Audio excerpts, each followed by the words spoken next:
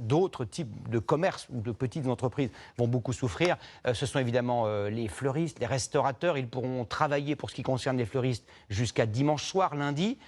Ensuite, ils devront fermer boutique, sans exception. Bonsoir Yael Chambon, vous êtes aux côtés d'un fleuriste. Comment pourra-t-il tenir pendant les 4 semaines et peut-être même plus qui sont devant nous?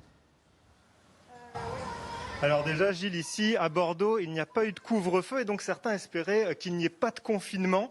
Par exemple, les fleuristes et principalement les commerçants. Je me trouve avec Sébastien. Bonsoir. Est-ce que justement c'est un coup dur ce deuxième confinement? Oui, c'est un coup dur dans le principe où on est obligé de fermer.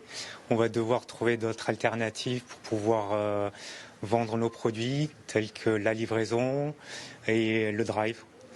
Est-ce que ça met votre activité en péril, ce deuxième confinement, ou est-ce que vous allez pouvoir vous en sortir? Écoutez, on va essayer de s'en sortir, mais ça va être très compliqué. Déjà, la première vague a fait ce qu'elle devait faire, c'est-à-dire nous mettre tous en difficulté.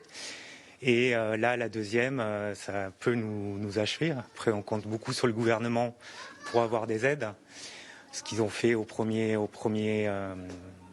confinement. Donc, j'espère que ça va aller dans ce sens encore. Merci beaucoup. Et donc tout à l'heure, Gilles, nous irons de l'autre côté de la rue, chez un restaurateur qui est lui aussi en plein doute. Merci beaucoup Yael.